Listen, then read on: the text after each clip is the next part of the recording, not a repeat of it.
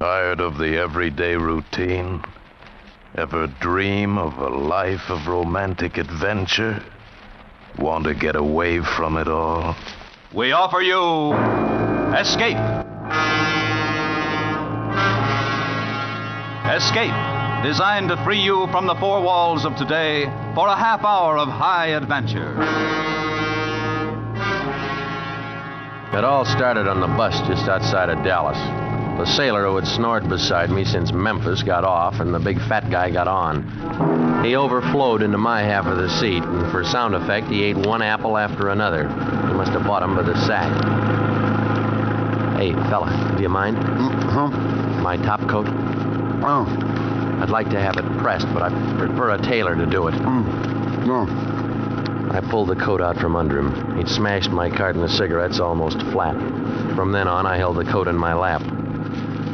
In my mind, he was symbolic of everything connected with this trip and with my life.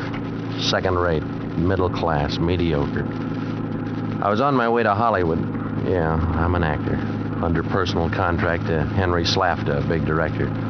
Oh, it sounds impressive, but it isn't. It's one of those insignificant stock contracts with short options and shorter dough.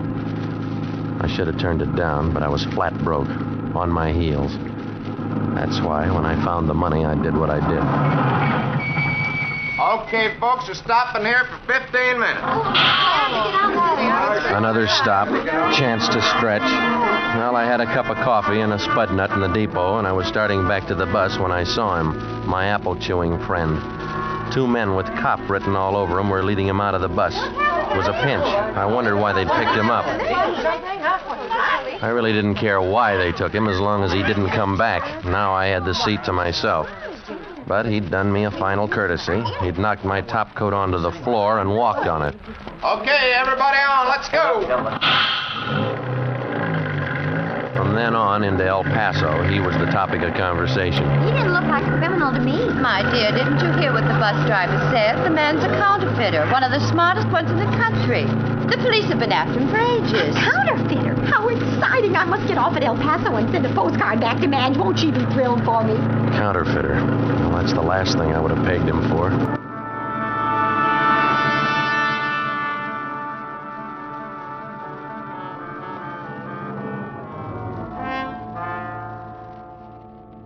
El Paso.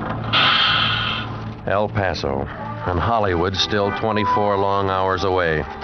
Well, economy or no economy, I wasn't going to go on. I was dead tired, saddle sore from 3 days and nights on that bus. So I switched my ticket to the following day, and I hunted up a cheap hotel. The bellhop there was full of helpful ideas on how I could spend the evening. Well, how about Juarez, mister? Juarez, huh? Yeah, old Mexico, just across the International Bridge. Oh, yeah. I'd forgotten that this is a border town. No thanks. I just want to get some sleep. Sure, mister. It's up to you. I tipped the kid and stretched out on the bed. I dug in my pocket for a cigarette, but I was out, so I reached into my topcoat for the carton. That's when I found it. The package of money. A lot of money.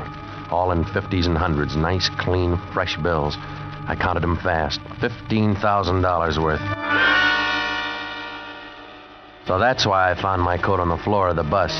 Fatso had stashed his homemade money in my pocket. Why, the lousy... I'd fix his wagon, planting it on me. Operator, give me the FB... No, never mind.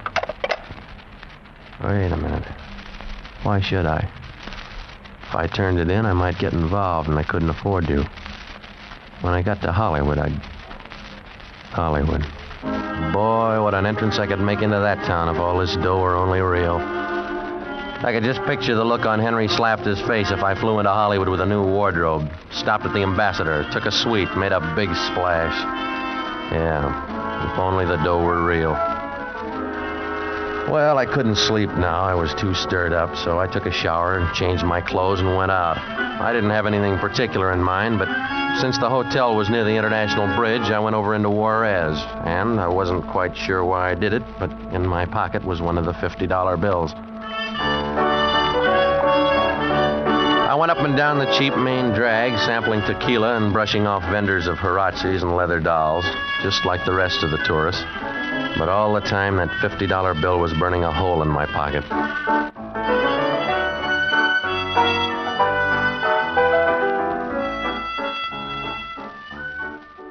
It was in a small bar, a crummy place called El Serape, that I finally took a chance.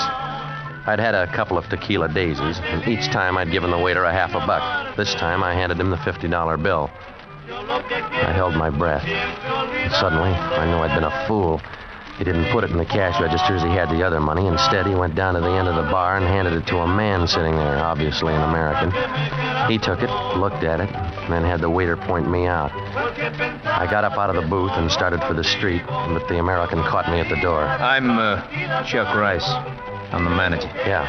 Hiya. You give this $50 bill to the waiter? Yeah. I guess I forgot to wait for my change, huh? You don't want to go around forgetting money like this. Just visiting? Yeah, tourist. You know, you're taking a big chance. You're setting yourself up like a pigeon. Well, what are you talking about? What do you mean? Don't get excited, amigo. This is border town. That's all. The wrong people might get the idea that you're carrying more bills like this. Yeah, well, I'm not. Yeah, sure. But if you were, I could put you in touch with most anything. Maybe a little gambling. We could fix you up with a little game. Anything you want to buy, I can get it for you. No, I don't want to buy anything. But, suppose I wanted to sell something.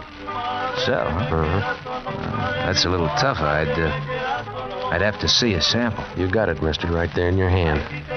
I was taking a crazy chance, but I've kicked around Broadway long enough to know a contact man when I run into one, and Chuck Rice was definitely shady.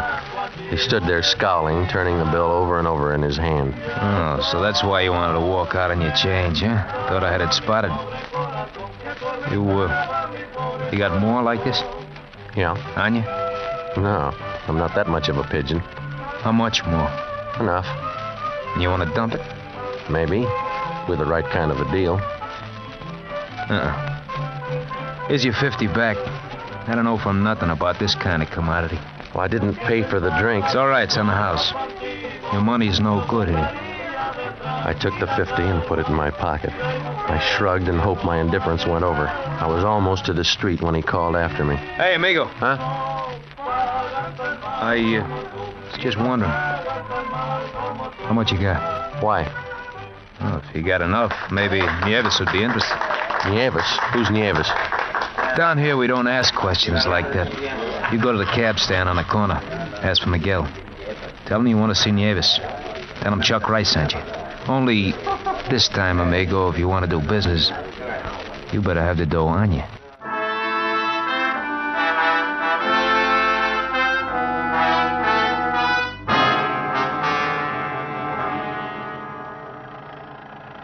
Miguel. Hey, I'm talking to you.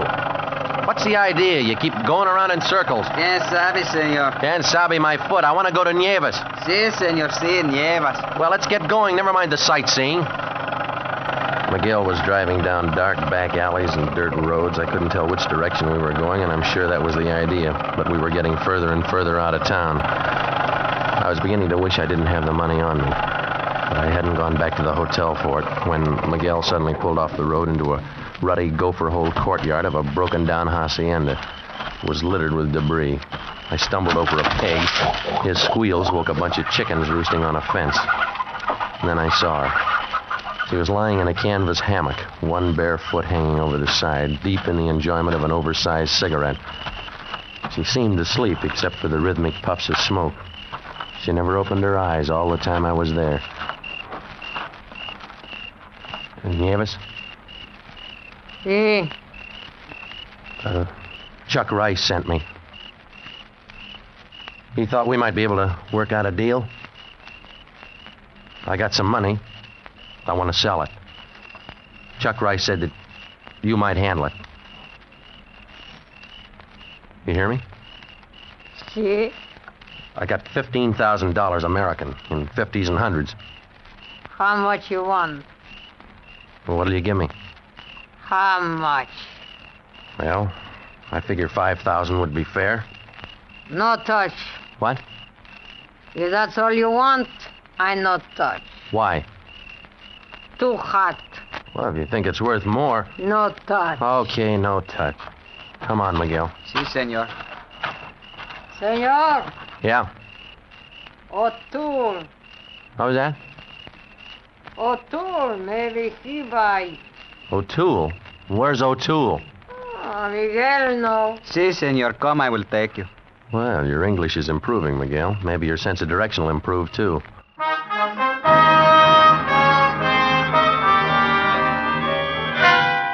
And it did. As the crow flies, so did we, straight to O'Toole's Dine and Dance. A gaudy tourist trap hypoed on the outside with neon signs advertising the best food and music in Juarez. While inside, 5 Latin beboppers were making hash out of Embraceable You.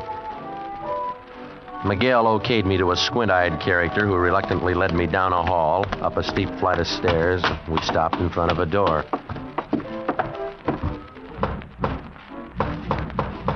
Come in. Behind a huge red lacquered desk sat a handsome Chinese in a dinner jacket smoking a long black cigar. Good evening. What can I do for you? A drink, perhaps? No thanks. I came to see O'Toole. Yes, I am O'Toole. You, O'Toole? As one of those cliques of nature. I wear my mother's face and my father's name. Oh, well, I'm sorry. I didn't mean anything. Oh, think nothing of it, Mr. Smith? Yeah, Smith. Now, you have something you wish to sell? That's right. May I see the money? Money? How did you know? $15,000, as I understand it. How much do you want for it? 6,000. You told Nievas. 5. Nieves? Oh, you're surprised. I know about that, huh? Chuck Rice always sends them out to the country to see Nievas before they come to me. Now, let me see the money. All of it. Sure. Here. Look, I'll take the 5. I'll give you 4. Oh, now, wait a minute. There's 15,000 there. You won't have any trouble passing it in Mexico. I know that. I also know that when this kind of money turns up in this part of the world, it means only one thing. I am your last resort. Well, Mr. Smith? Yeah. Give me the 4,000. He went to the safe, got the money, and paid me. I got out of his office. Well, maybe I should have held out for more, but he gave me the creeps. Besides, any way you look at it, 4,000's a lot of money. I could knock Henry Slapped-His Eyes out with less than that. Downstairs in the club, the floor show was on, when Adagio team was going through its calisthenics. I was just passing the bar when she bumped into me. Hello, Charlie. No, I'm not Charlie. Sure you're Charlie. You gotta be Charlie. Go on, beat it. Come on. Don't be a sucker. We're being watched. Well, so what am I supposed to do? Be smart. Buy me a drink. Look, I told you, I'm not interested. Interested in getting out of here alive? What kind of a crack is that? You see Squint Eyes over there by the entrance? Well, he's not the doorman. Come on, look, what's this all about? O'Toole. He wants back whatever it is he gave you. I'll buy you that drink. Come on. Make it scotch. Yeah. Bartender, 2 scotch and sodas. All right. Now tell me why you're interested. I'm supposed to knock you out. You're what? Those 2 drinks you just ordered. Yours will be loaded. And not with bromoquinine to cure your cold. Ever hear of knockout drops, tourist? Yeah, sure, but I don't get it. What are you telling me for? I don't know. Maybe because you're from my side of the border. Maybe because you don't look like the kind of scum that usually comes in this joint. All right. So my drink's gonna be loaded, and Squint Eyes is over to the front door to make sure I don't get away. I don't have much choice, do I? Yeah, you do. I'm gonna help you. Help me? After the drink hits you, I'm supposed to get you out the back door into the alley and then roll you. Well, now that'll be a big help. But I'm not going to. Quiet. Here come the drinks.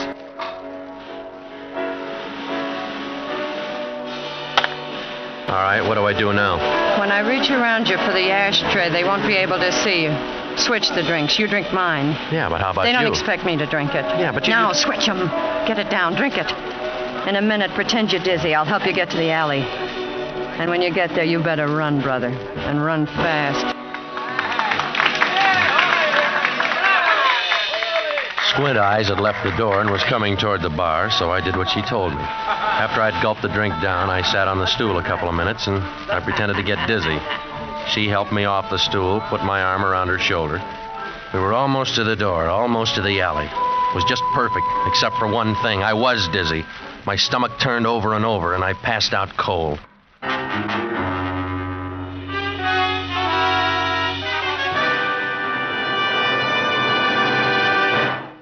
In just a moment, we will continue with Escape. And now we return you to the second act of Escape.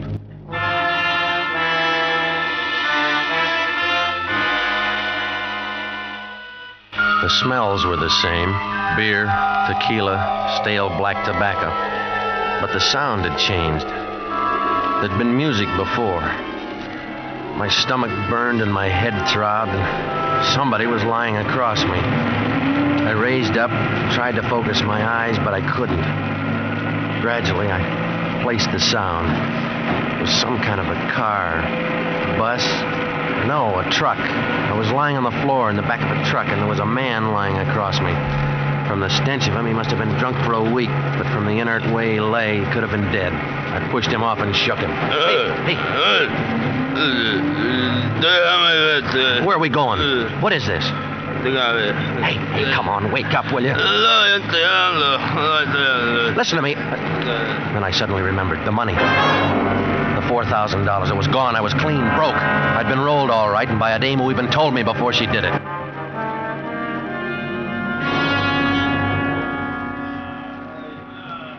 And then I saw the rest of them.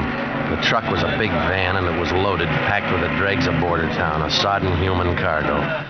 All of them filthy, bleary-eyed. But one of them looked awake and reasonably sober. Hey, you over there. You speak English? Si, senor. Well, what happened? What are we doing here? Oh, we all fall drunk, senor. Oh, it's no good to fall drunk.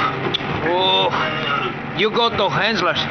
Hensler's? Sí. What are you talking about? Oh, caray. No es bueno. Oh, I have been there before. I should know not to fall drunk. Oh, 1 whole month I have been there. Ese lugar es muy feo. Oh. You've been where before? Where are they taking us? Tell me. To Hensler's. Oh, he's a very bad man. Hensler's? Well, who's Hensler? Oh, you're going to see, senor. You will see. That's all I could get out of him. We were going to Hensler's, and it wouldn't be good. And it sounded like I was about to find out. All right, you guys, come on. The party's over. Hey, Miller, move these crooks along. You guys don't look like no bunch of daisies, but we'll make you bloom, won't we, Miller? He was a brute of a man, and he carried a .45 in a holster. He and the driver, Miller, herded us out of the truck like so many cattle. It was some sort of a road gang. I saw a sign blocking the road that read, "Under construction, Hensler Construction Company." Well, I had no idea where we were, how far away from the border. The landscape was dry, dusty, barren. Well, Gonzales, you with us again? Didn't we learn you not to get drunk, huh? Come on, you guys, step on it. All right, quit shoving. Come on, come. Hey, what are you doing here? Yeah, that's what I'd like to know. Miller! How many times I gotta tell you to be careful who you pick up? Now, wait a minute, Jake. Don't get sore before I tell you. Don't you know we can get in plenty of trouble picking up the wrong guys? I didn't pick him up. O'Toole threw him in. O'Toole? Shut up, you. What O'Toole wish him on us for? Wait till Hensler hears about this. Yeah, well, O'Toole has already talked with Hensler. He says this fellow will not give us any trouble. He is an embezzler. The police are looking for him. You're crazy. He came across the border to sell some money he had stolen from a bank or something. He must be plenty hot. He was willing to drop 15,000 real dough for 4,000 cash. Real dough? What are you talking about? That was counterfeit I sold O'Toole. Listen, buddy, I don't know what your racket is, but nobody fools O'Toole about money. But it can't be real money. It was counterfeit, I tell you. It had to be.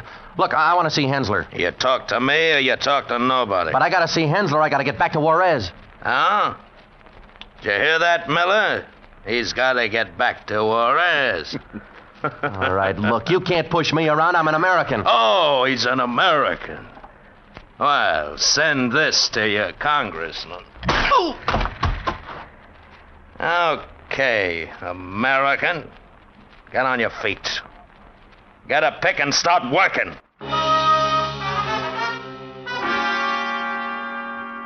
Hensler Construction Company.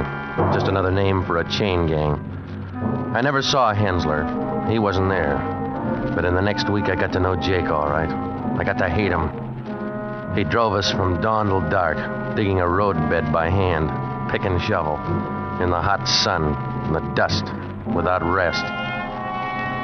But worse than the physical torture was the thought that gave me no rest. I'd sold O'Toole real money. For now I realized I'd never really had any proof that the fat man was a counterfeiter. I just jumped to that conclusion. The bus driver... No, not the bus driver. A woman on the bus said that the bus driver said it, and it drove me crazy just thinking about it. Real money. $15,000. I'd had it in my hand and I'd thrown it away. I had to escape. I had to. There'd been a man in the truck who said he'd been here before, so he must have gotten away somehow. He could help me. You're the man that was here before? I am Gonzalez. All right, you got away the other time, didn't you? I see. But I am back. And this time I don't try to go. Well, how did you go? How'd you get out? Well, there is a highway. There is? Where? 4 mile, 5 mile. Many cars pass there. Just 4 or 5 miles. That's nothing. Oh, maybe it sounds nothing to you, senor. But those are bad miles to go. Ooh, caray. Only 4 or 5 miles. Over that way, he told me. Through the ravine. Well, I thought about it all that day, and I planned that I'd try it that night. But when we got back to camp, I was too dog-tired even to eat. I just flopped on the hard earth and fell asleep. Seemed that I'd just closed my eyes when I was shaken awake. Hey. Huh? Hey. Get up, American. Get on your feet. Huh? I got a little job for you. Oh, leave me alone, Jake. I'm tired. Get up! You're on overtime. He was murderously drunk. He had a bottle of whiskey in one hand and his .45 in the other. So I got up off the ground. All around me, the men were sleeping. If they heard him, they didn't pay any attention. He marched me down to the roadbed and threw a pick at me. There. I'll start digging. But it's the middle of the night. Look, I'm dead. I gotta finish the road. Start digging, I said. What are you picking on me for, Jake? Why me? You're gonna start digging, or I start shooting? So I dug. I dug till my hands were bleeding and my lungs were scalded with the effort of breathing. He sat alongside the road, knocking off that fifth of whiskey and riding me every time I faltered. He was just mean drunk enough to kill me if I stopped. So I dug and I dug. Finally, I couldn't go on anymore. I was too tired to care. I dropped the pick and fell onto the road. My face was in the dirt. I lay there, panting, waiting for the bullet. When it didn't come, I turned my head, and what I saw gave me new life. Jake was sprawled out, dead drunk, and the .45 had slipped from his hand onto the ground. It was my chance. I hardly had enough strength left to move, but I knew if I didn't go then, it'd be too late. I'd never get away. I crawled over to him, and I got the gun, and somehow I got down the road and through that ravine, stumbled and crawled those hideous miles to the highway. And then I heard it, way down the road. It was a car. I ran out like a madman and flagged it down. Monday, usted? Give me a ride, will you? Oh, you're an American, huh? Going back to the States? Yeah. Well, hop in.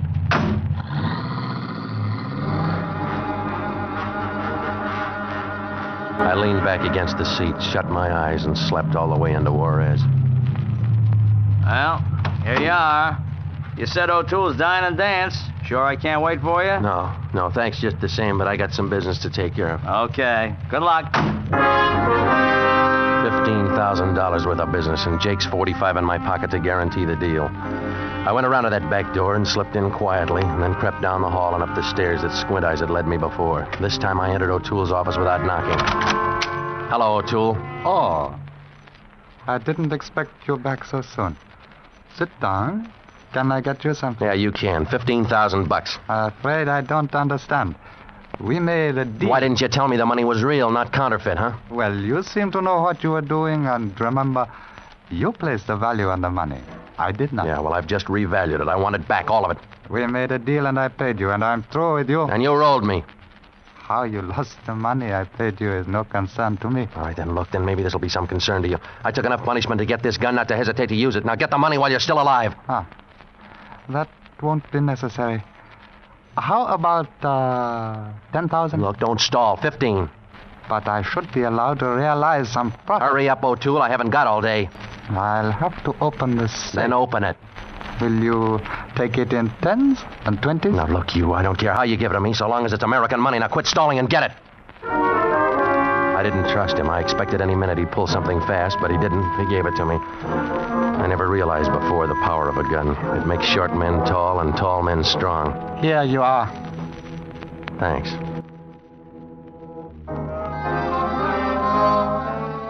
Now I could fly to Hollywood and have that suite at the Ambassador and throw a cocktail party, a big party. I'd show 'em. First, I stopped at the best men's shop in Juarez and got myself outfitted. An important English tweed suit, cashmere top coat, couple of dozen shirts. I threw away my old clothes. There will be something else, senor. I'll take that alligator suitcase, too. Si, senor, but you must remember when you go through customs, you must declare the clothes you are wearing. I have to report this Oh, sale. sure, don't worry. And these neckties? Si, senor. I paid him. It was more than I'd spent on clothes in 10 years. I put $500 in my wallet and stashed the rest of the money away in my suitcase. Then I went to the American Club for a good dinner. Now I was all set to make my entrance. All I needed was a plane reservation for Hollywood. I was just going through customs when he ran up. That is the man. Stop him. It was the clerk from the men's shop, gesturing wildly. The customs official listened, and then he came back to me. I'm sorry, sir, but I have to detain you. What? Your wallet, if you please. Oh, wait, I didn't buy the wallet from him. If you please, sir, give it to me. Okay, but it's just an American Hickok wallet, I tell you. I'm not interested in the wallet itself, sir. Now, we shall see. There. You see? Didn't I tell you? Look, all of it. What are you guys doing with my money? You admit this is your money, mister? Of course it is. Then I'm sorry, you'll have to come with me. But why? Because, mister, all the money in your wallet is counterfeit.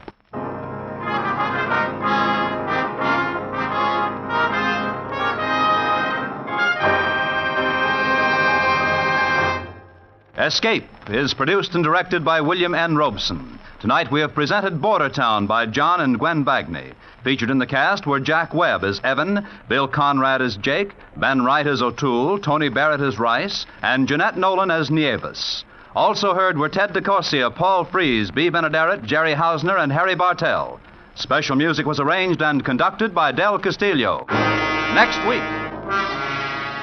You're on a train from Rajahor to Calcutta. With you is a fabulous jewel, the most sought-after emerald in the world, in whose depths are mirrored terror and violence. And for you, there is no escape.